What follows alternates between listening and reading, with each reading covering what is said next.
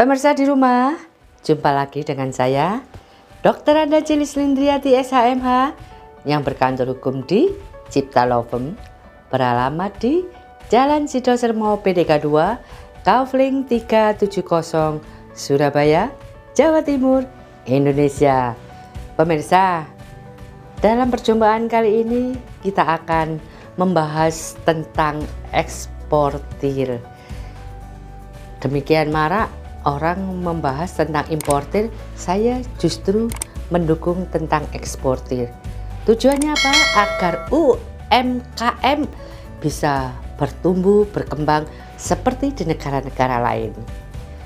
Pemirsa di rumah, waktu dulu saya menjadi pengusaha, cita-cita saya adalah menjadi eksportir.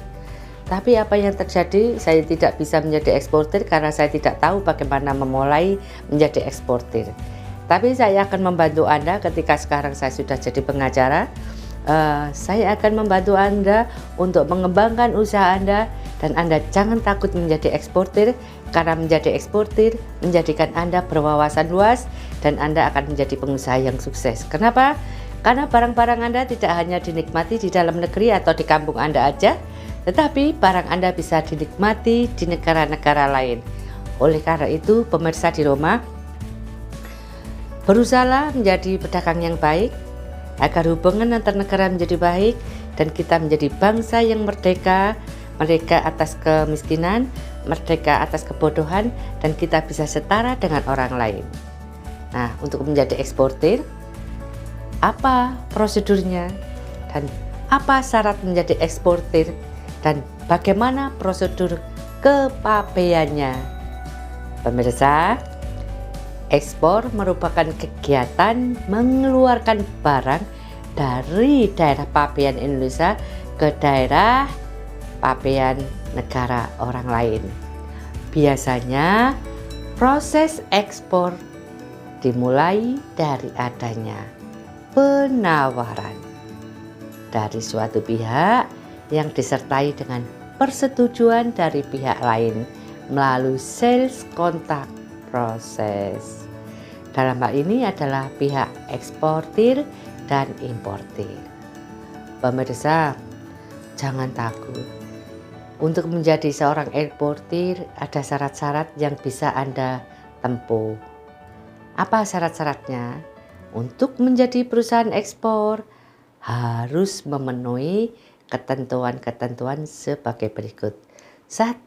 Anda harus memiliki usaha berbadan hukum dalam bentuk bisa CV, bisa berbentuk firma, bisa berbentuk PT, bisa berbentuk perseroan, bisa berbentuk perum, bisa bentuk perjan.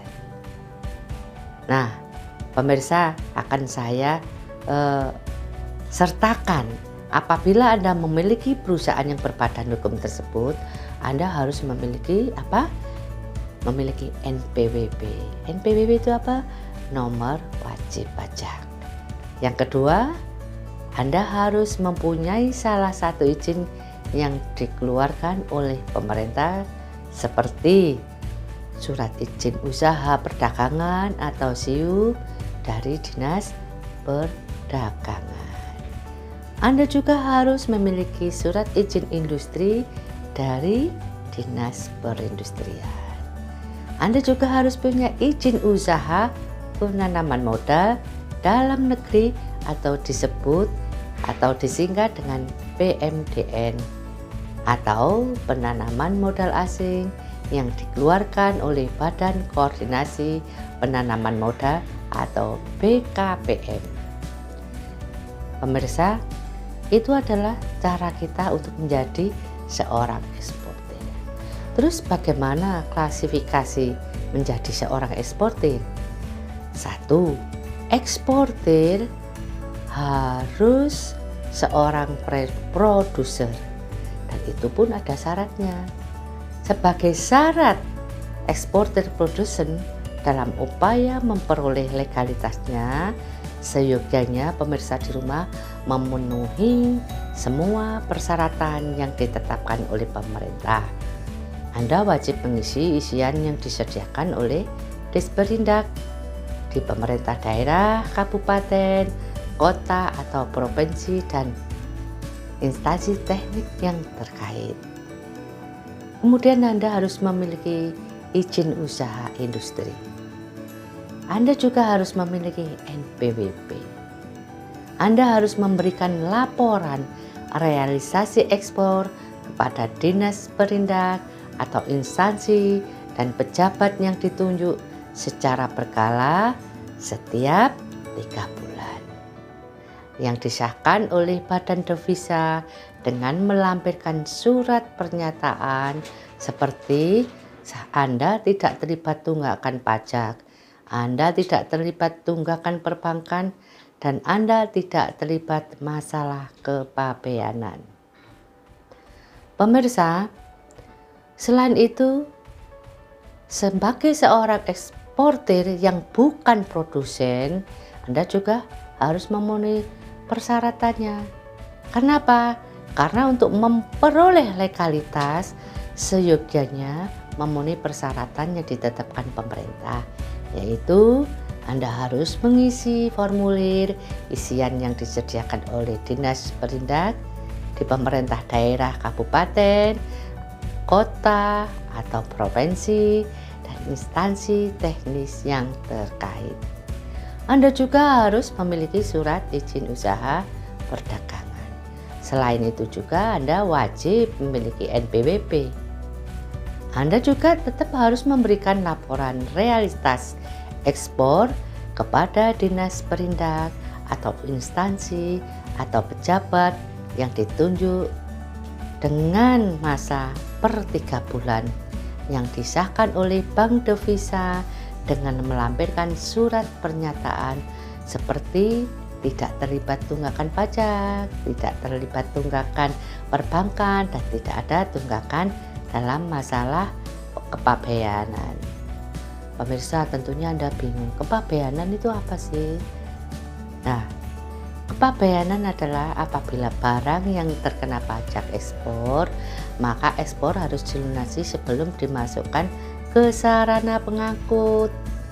Pajak ekspor dihitung berdasarkan harga patokan ekspor atau HPE, dan harga patok ekspor ditetapkan oleh Menteri Perdagangan dalam bentuk peraturan Menteri Perdagangan yang berlaku untuk satu periode tertentu dengan memperhatikan pertimbangan dari menteri, teknis, dan asosiasi terkait. HPE ini berpedoman pada harga rata-rata internasional atau harga rata-rata FOB di beberapa pelabuhan di Indonesia. Jadi ini harga pelabuhan pabean. Pabean selalu berhubungan dengan jasa pelayaran. Kalau Anda mengirim barang dalam jumlah banyak, Anda pasti akan mengirimkan barang-barang Anda melalui kapal, dan Anda akan dikenakan biaya pabean. Selanjutnya pemirsa, tarif pungutan ekspor atau TPE yang digunakan sebagai dasar perhitungan adalah TPE yang berlaku saat pemberitahuan ekspor barang atau PEB didaftarkan pada kantor pelayanan bea dan cukai. Begitu juga dengan HPE. HPE yang digunakan adalah HPE yang berlaku pada saat PEB didaftarkan pada kantor pelayanan bea dan cukai. Pemirsa, pembayaran pungutan ekspor ini dapat dilakukan di Bank Devisa atau kantor pelayanan bea dan cukai. Bagaimana Ibu cara menghitung perpajakan ekspor?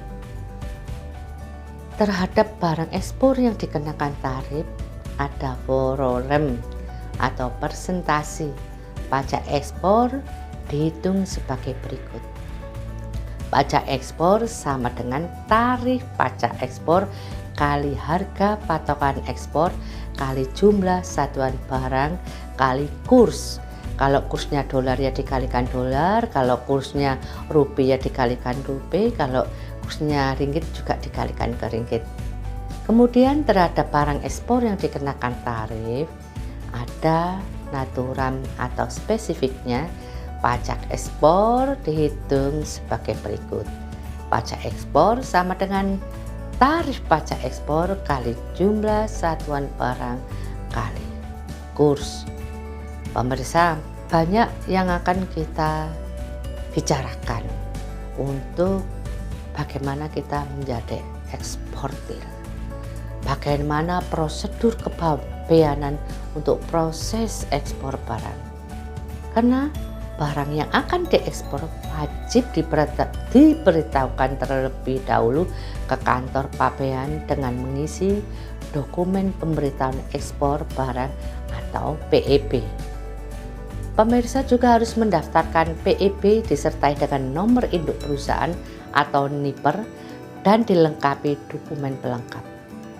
Pemirsa, PEB ini disampaikan paling cepat 7 hari sebelum tanggal perkiraan ekspor dan paling lambat sebelum barang ekspor masuk kawasan pabean.